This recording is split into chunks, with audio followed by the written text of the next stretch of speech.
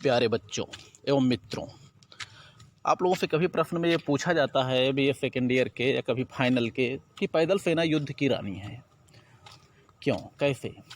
चलिए इसके बारे में हम लोग आज विस्तृत चर्चा करेंगे। पैदल सेना को युद्ध की रानी कहा जाता है। आप लोग ध्यान देंगे, पैदल सेना अगर देखा जाए तो आज के समय में जो स्थिति है, 3 प्रकार की सेनाएं हैं: पैदल सेना, नौसेना, वायुसेना। ठीक है।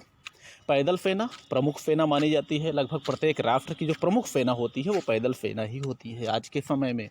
उसके बाद यंत्र के द्वारा या उपकरणों के द्वारा ही उनको अन्य सेना के रूप में उनका नाम दिया जाता है। जैसे हवाई जहाज़ की देन है वायुसेना, और जलपोतों, पनडुब्बियों, विमानवाहक पोतों, युद्ध पोतों, इन सब की देन है नौसेना। ठीक है। चलिए हम शुरुआत करते हैं कहाँ से। हम शुरुआत से ये चीज़ें हम प्रारंभ करते हैं कि पैदल सेना को युद्ध की रानी क्यों कहा जाता है। चलिए हम पहले चलते हैं प्राचीन काल में, प्रागैतिहासिक काल में।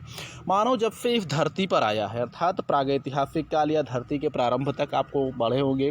आदि मानव जब थे, आदि मानव के रूप में धीरे धीरे मनुष्य को हर चीज़ का ज्ञान होता गया। उसके बाद मानव टोलियों में रहने लगे। टोलियों में रहने के बाद हथियारों का प्रयोग करते थे, शिकारों के लिए पत्थरों के हथियारों का, लाठियों का, डंडों का, जो भी करते थे। बाद में टोलियों में रहने लगे। एक टोली द्वारा दूसरी टोलियों से जो आक्रमण होते थे, जो युद्ध होते थे, सब पैदल ही युद्ध लड़े जाते थे। ठीक है बच्चों। चलिए मानवों को काफ़ी ज्ञान हुआ तो उसके बाद हम लोग देखते हैं, जैसे भारतीय परंपराओं के अनुसार प्रागैतिहासिक काल लगभग सबके लिए बराबर है। चाहे भारत हो, चाहे संपूर्ण वर्ल्ड हो, चाहे संपूर्ण विश्व हो, चाहे यूरोप हो, चाहे अफ्रीका हो, चाहे जो भी हो, प्रागैतिहासिक मानव हर क्षेत्र में उसी प्रकार रहते थे। पत्थरों से शिकार उसी प्रकार करते थे। टोलियों के लिए एक टोली द्वारा दूसरे टोलियों पे, या एक टोली का नायक जो सरदार होता था, बाद में वही जाके राजा बना है। शुरुआती उन्होंने पैदल ही आक्रमण के द्वारा इन्होंने शुरुआत किया था, अर्थात पैदल सेना से ही प्रारंभ होता है हमारा ये इतिहास। उसके बाद चलिए हम उसी क्रम के विकास में हम लोग आगे बढ़ते हैं। तो ये आ जाता है हम लोगों का भारतीय युद्ध कला के अनुसार जो पहला है वैदिक काल। वैदिक काल में बच्चों आप लोगों ने पढ़ा होगा या हमने आपको पढ़ाया होगा फर्स्ट ईयर में। तो वैदिक काल में जो प्रमुख सेना होती थी वो 2 सेनाएं होती थी, रथ सेना और पैदल सेना। जबकि घुड़सवार सेनाएं नहीं होती थी। घुड़सवार केवल घोड़े, केवल जंगली जानवर समझे जाते थे। गज सेना नहीं होती थी, हाथी भी केवल जंगली जानवर ही माने जाते थे।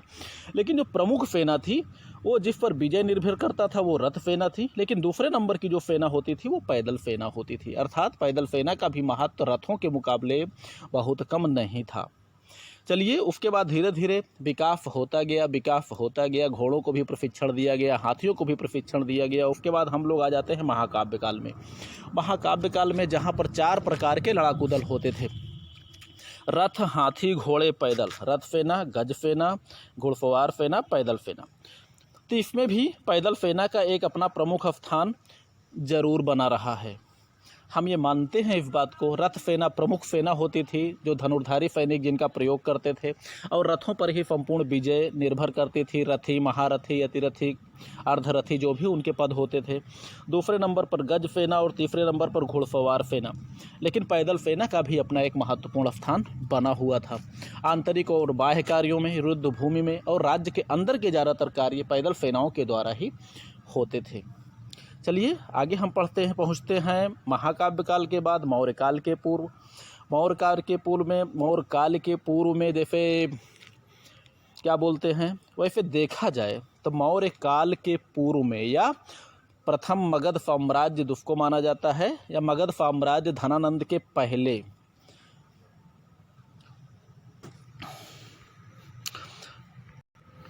उस समय तक आप लोग देखे होंगे सिकंदर ने भारत पर आक्रमण किया था 326 ईसा पूर्व में। ठीक है, 326 ईसा पूर्व में।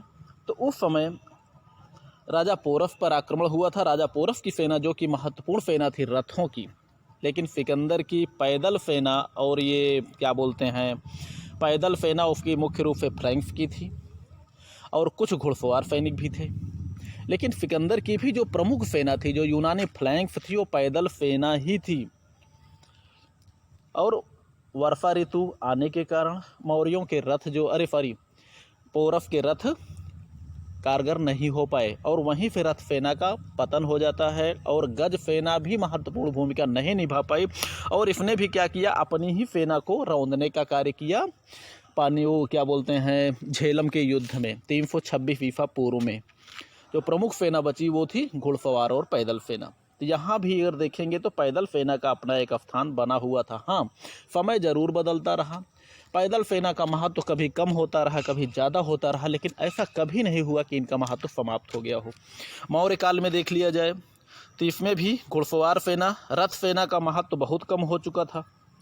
रथ होते थे कहीं कहीं पर राजाओं के इस्तेमाल के लिए, लेकिन युद्ध में दूर देश की यात्राओं के लिए, नदियों को पार करने के लिए रथ जो है अनुपयोगी होते थे।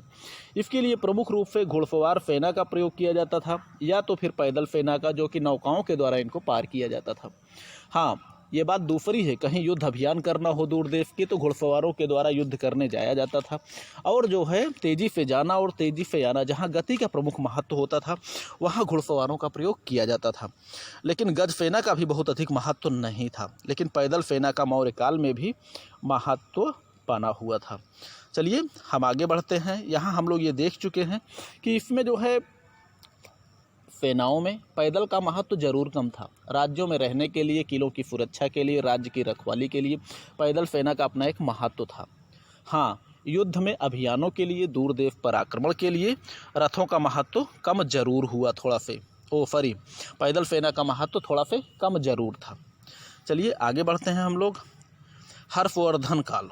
अब देखा जाए हर्षवर्धन काल में बाणभट्ट ने अपने हर्षचरित में लिखा है कि हर्षवर्धन ने कभी रथों का प्रयोग किया ही नहीं और इसके समय में जो प्रमुख सेना थी वो भी घुड़सवार सेना थी और दूसरे नंबर पर पैदल सेना, जबकि प्रमुख सेना थी घुड़सवार सेना। क्योंकि हर्षवर्धन का साम्राज्य इतना बड़ा था, दूर देश की यात्रा, दूर सैन्य अभियान के लिए घुड़सवार सेना की ज़्यादा ज़रूरत पड़ती थी, क्योंकि घुड़सवार सेना ही एक ऐसी सेना बची थी जो कि हर प्रकार की भूमि पर, नदियों पे, पहाड़ों पे, हर स्थान पे जा सकती थी और दूर देश में गति अधिक होने के कारण शीघ्रता से कार्रवाई करने के लिए घुड़सवार सेना का प्रयोग होता रहा है। लेकिन पैदल सेना का महत्व किसी भी प्रकार कम नहीं था, जैसे आंतरिक सुरक्षा के लिए, किले के अंदर द्वारपाल और भी अन्य छोटी छोटी कार्रवाइयों के लिए और ऐसे स्थानों पर जाने के लिए जहां घुड़सवार सेनाएं कार्य ना कर सकें तो उसके लिए पैदल सेना की आवश्यकता जरूर पड़ती थी और पैदल सेनाओं का महत्व किसी भी प्रकार घुड़सवार सेना के लगभग समकक्ष या थोड़ा सा कम था, इतना हम मान सकते हैं। लेकिन पैदल सेना कभी समाप्त नहीं हुई। तो यहाँ भी हम देखते हैं पैदल सेना आपके सामने है। दिल्ली सल्तनत काल में अगर आप देख लेते हैं, यानी बाहर से जब मुस्लिम आक्रांता आए 712 ईस्वी में, वो भी घुड़सवारों की ही सेना थी। यहाँ पर अगर देखा जाए तो वे आक्रांता घुड़सवारों के साथ आए जो सिर्फ भारत को लूटने आए थे, भारत में रहने नहीं आए थे।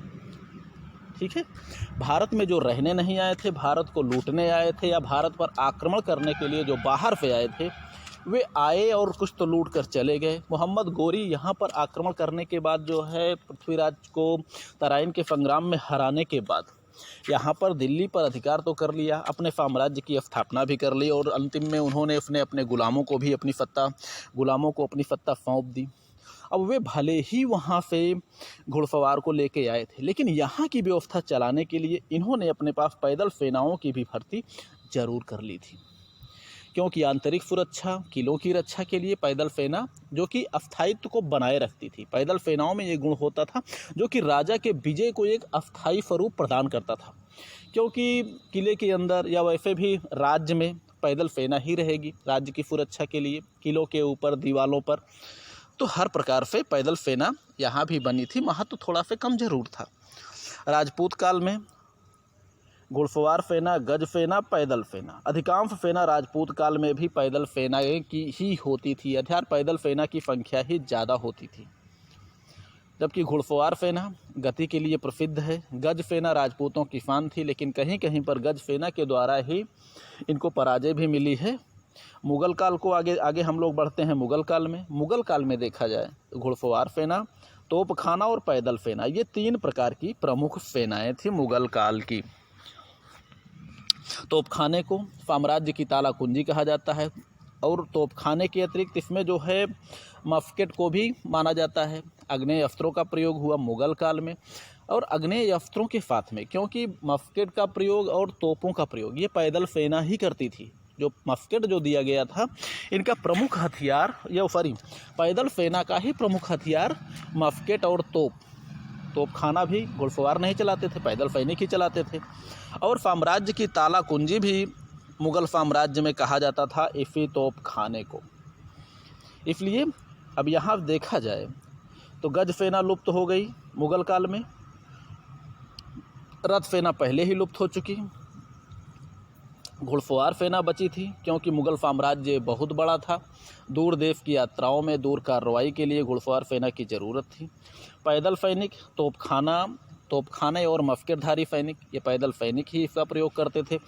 और मस्केटधारी सैनिक, तोपखाना इसकी सेना का प्रमुख, इसके राज्य का, मुग़ल साम्राज्य का प्रमुख अंग था। इसीलिए इसको मुग़ल साम्राज्य की ताला कुंजी कहा जाता है। किसको? तोपखाने को। चलिए, ये हो गया, यहाँ हम लोग आ जाते हैं। उसके बाद क्या आ जाता है? आधुनिक भारत।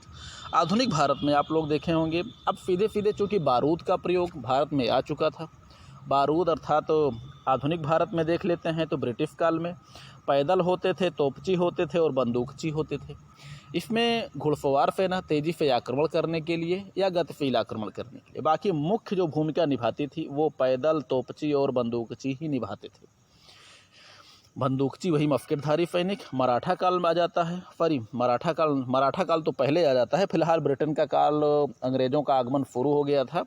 उसके बाद मराठा काल में देखा जाए तो घुड़सवार जो कि गतिशील सेना के रूप में, इनकी छापामार युद्ध कला के लिए, बाद में मराठा राज्य की स्थापना के बाद पैदल सेना का भी महत्व बढ़ गया।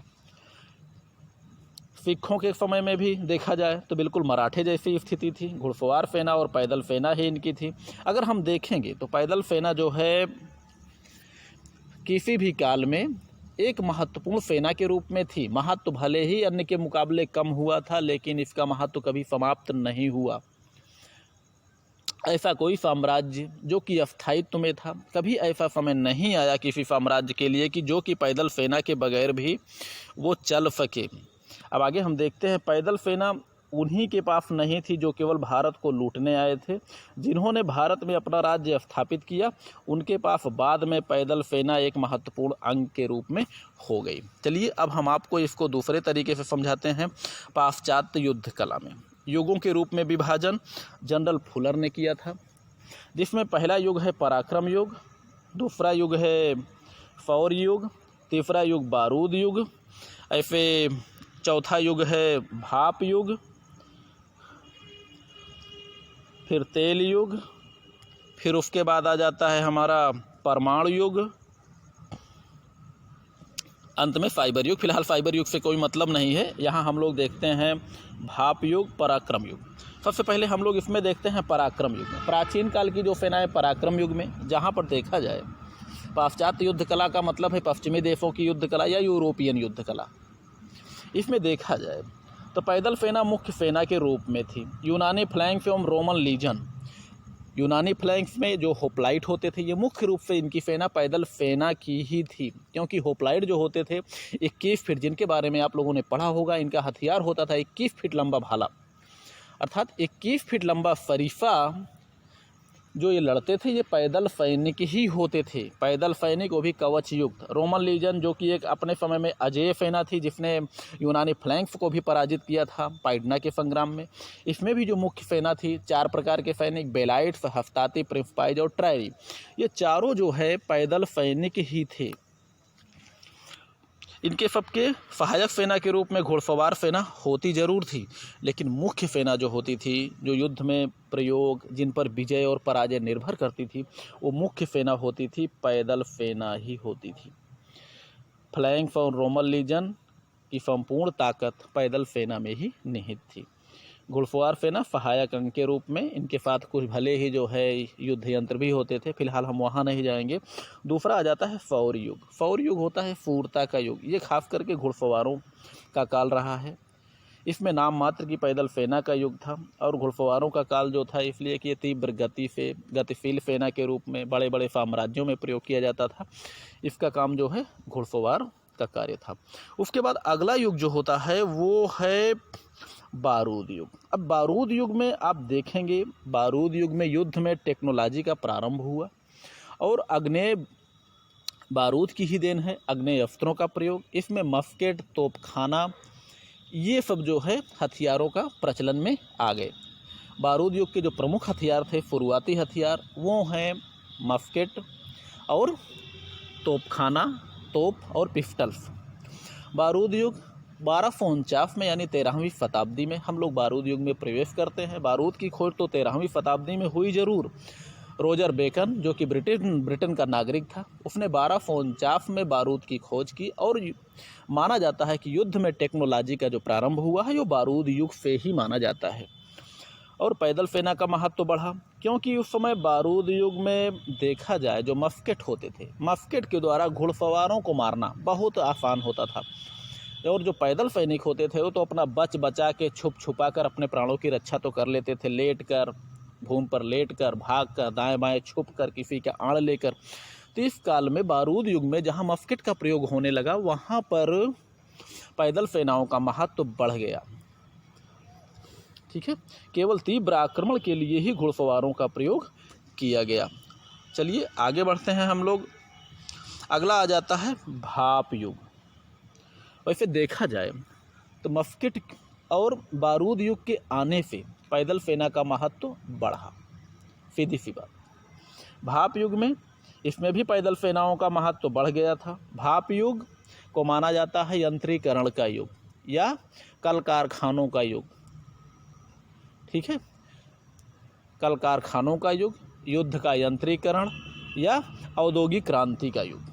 ठीक है, अब इसमें देखा जाए तो भाप युग की ही देन थी।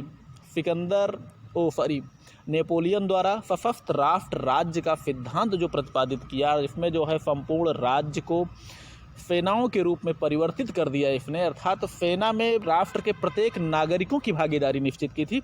इसका जो प्रमुख सेना होती थी, बंदूकची संगीनों का भी निर्माण हुआ, बंदूकचियों का महत्व बढ़ा, बंदूकों का महत्व बढ़ा। ठीक है, अधिकांश सेना जो थी वो पैदल सेना ही होती थी। वैसे भी देखा जाए नेपोलियन के ही समकक्ष, नेपोलियन के थोड़ा से पहले हम मानते हैं गुस्ताव एडोल्फस, फ्रेडरिक महान, इन सब की जो प्रमुख सेना थी वो पैदल सेना ही थी। घुड़सवारों का प्रयोग केवल तीव्र आक्रमण के लिए, लेकिन जो मुख्य रूप से विजय निर्धारित करती थी वो पैदल सेना ही थी। नेपोलियन की बात ले लीजिए, संपूर्ण राष्ट्र का सैन्यीकरण, इसमें भी जो प्रमुख सेना थी वो बंदूकधारी पैदल सेना ही थी। दूर के युद्ध लड़ने में रेलवे की महत्वपूर्ण भूमिका रही, अर्थात सैनिकों को अब घुड़सवारों की भी ज़्यादा ज़रूरत नहीं थी।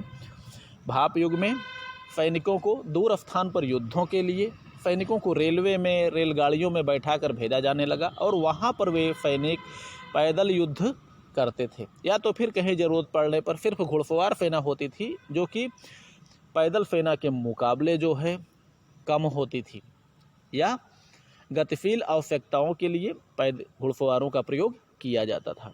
सशस्त्र राष्ट्र राज्य सिद्धांत का जन्म सबको मालूम ही है, आप लोगों ने पढ़ा ही होगा BA पार्ट 1 में, नेपोलियन ने किया था। पैदल सेना का महत्व बढ़ा था, संगीनों का आविष्कार हुआ था, मस्केटधारियों की संख्या बढ़ी हुई थी।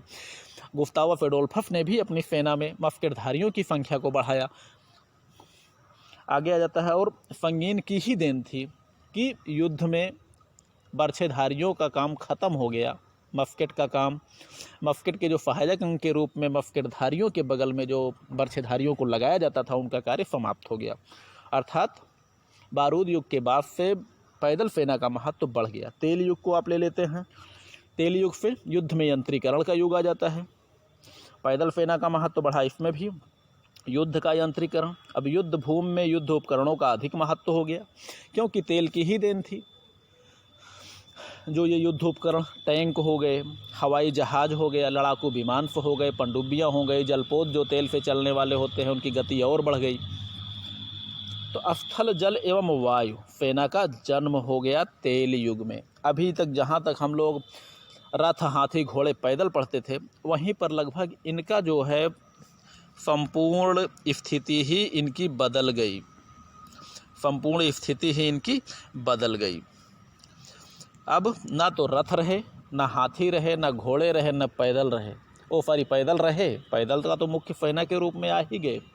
हाथियों की सेना नहीं थी, घुड़सवारों की सेना नहीं है और रथों की सेना नहीं है। जो प्रमुख रूप से जो सेना है वो है स्थल, जल एवं वायु सेना, अर्थात जल थल वायु सेना।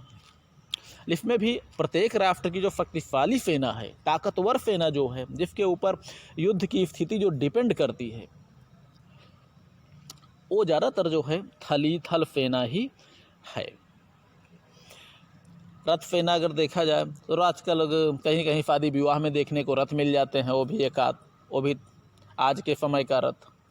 हाथी घोड़े घुड़सवार भी कहीं देखने को मिल जाते हैं, हाथी भी कहीं देखने को मिल जाते हैं, कभी सिंगल आता है, लेकिन ना तो हज़ारों की संख्या में हाथियाँ कहीं देखने को मिलती हैं, या तो टेलीविज़न में या तो जंगलों में, वो भी हज़ारों की संख्या में नहीं होती जैसा कि पहले युद्ध में दिखाई देते थे। रथों की संख्या जो महाकाव्य काल में हज़ारों की संख्या में होते थे, या फिर वैदिक काल में, महाकाव्य काल में, या उसके बाद जो है पौरव के पास, तो उसमें भी 400-500 इकट्ठे रथ दिखाई देते थे। लेकिन अब वो चीज़ें नहीं रही। तो युद्ध में देखा जाए तो टेक्नोलॉजी के बाद, बारूद युग के बाद जैसे जैसे टेक्नोलॉजी बढ़ी वैसे पैदल सेना का महत्व बढ़ता गया। आज के समय में पैदल सेना एक सर्वोत्तम सेना के रूप में मौजूद है। द्वितीय विश्व युद्ध की स्थिति देख लीजिए, इसमें क्या था, पैदल सेनाओं के द्वारा तोप खाने और मशीन गनों के द्वारा खाई युद्ध का जन्म हुआ। ये सब किसकी देन थी? पैदल सेना की ही देन थी। और उस पैदल सेना के बाद भी खास करके मशीन गन और तोप और ये आधुनिक राइफलों के द्वारा, तो आधुनिक राइफलों, तोपों, इन सब का प्रयोग पैदल सैनिक ही करते थे। तब तीन प्रकार के जो सेनाओं का जन्म हुआ है वो है जल थल वायु। और इसमें भी जल थल वायु में प्रमुख सेना थल सेना है, बाकी नौसेना और वायु सेना ये सब केवल युद्ध के यंत्रीकरण के ऊपर निर्भर हैं। हवाई जहाज, लड़ाकू विमान वायुसेना, और पनडुब्बियाँ, युद्धपोत, जलपोत, विमानवाहक पोत, इन सब ने मिलकर नौसेना को जन्म दिया है। आगे बढ़ते हैं हम लोग परमाणु युग में। परमाणु युग की बात ले लीजिए, इसमें भी थल सेना महत्वपूर्ण है, लेकिन परमाणु बम के सामने हर प्रकार की सेनाएं, हर प्रकार के युद्ध यंत्र, हर प्रकार की युद्ध कलाएं सब बेकार हैं। अर्थात परमाणु बम के सामने सब कुछ बेकार है। ना तो इसके लिए रथ सेना का महत्व, ना रथ सेना का महत्व, ना रथ, हाथी, घोड़े, पैदल, सब एक झटके में ही ये सब के सब जलकर खाक हो जाएंगे एक परमाणु बम से। और रही बात युद्ध यंत्रों की, हर प्रकार के युद्ध यंत्र परमाणु बम के सामने निष्क्रिय हैं। ठीक है, हाँ, तो हम ये कह सकते हैं कि समय बदला, परिस्थितियाँ बदली, कलाएँ बदली, पैदल सेना का महत्व कभी समाप्त नहीं हुआ। इनका महत्व घटता बढ़ता जरूर रहा, लेकिन जिनका महत्व पैदल सेना से आगे रहा, वर्तमान में समय में वे सभी समाप्त हो गए। अर्थात रथों का महत्व पैदल सेना के मुकाबले ज़्यादा आगे रहा, वे समाप्त हो गए। हाथियों का महत्व ज़्यादा आगे रहा, वे समाप्त हो गए। अंत में घुड़सवारों का महत्व रहा, वे समाप्त हो गए। लेकिन पैदल सेना का महत्व आज भी बना हुआ है। पैदल सेना की स्थिति देखा जाए, शुरुआती में पराक्रम युग मानिए चाहे प्रागैतिहासिक काल मानिए, पैदल सेना से शुरुआत हुआ और यहाँ पर पैदल सेना से ही अंत हुआ। इसीलिए हम ये कह सकते हैं कि पैदल सेना युद्ध की रानी है। और देखा जाए थोड़ा सा आगे और भी देख लेते हैं हम, प्राचीन सेना, पैदल सेना प्राचीन भारत में भी थी, आधुनिक भारत में भी मौजूद महत्वपूर्ण सेना के रूप में मौजूद है। प्राचीन भारत में भी पैदल सेना थी और आज भी भारत में पैदल सेना के रूप में मौजूद है। भाई केवल भारत ही क्यों, संपूर्ण विश्व की स्थिति ले लीजिए, संपूर्ण विश्व में पैदल सेना का एक अपना महत्वपूर्ण स्थान है। पैदल सेना पराक्रम युग में भी महत्वपूर्ण सेना के रूप में थी, आज भी महत्वपूर्ण है। कभी भी किसी भी काल में पैदल सेनाओं के बगैर कोई कार्य नहीं हो पाया। पैदल सेना एक सदाबहार सेना रही है। आज हम कह सकते हैं कि पैदल सेना युद्ध की रानी है, अर्थात इनका महत्व कभी भी कम नहीं रहा। कम ज़्यादा जरूर होता रहा, लेकिन कभी ऐसा नहीं रहा कि ये महत्वहीन हो गई हैं, बल्कि उन सभी सेनाएं महत्वहीन आज हो गई हैं जिनका पहले नंबर 1 पे महत्व था, द्वितीय नंबर पे महत्व था, तृतीय नंबर पे था। वे सेनाएं आज महत्वहीन हो गई हैं, लेकिन पैदल सेना का महत्व आज भी कम नहीं है, बल्कि यूँ माना जाता है कि पैदल सेना आज एक महत्वपूर्ण सेना का अंग है। ठीक है मित्रों, चलिए अब इसके बारे में और ज़्यादा क्या समझाएं। फिलहाल जितनी बुद्धि थी हमने आपको उस तरह समझा दिया है। अब मैं सही हूँ या गलत हूँ, हो सकता है आप लोग हमसे भी ज़्यादा विद्वान हों। फिलहाल ठीक है, ओके मित्रों।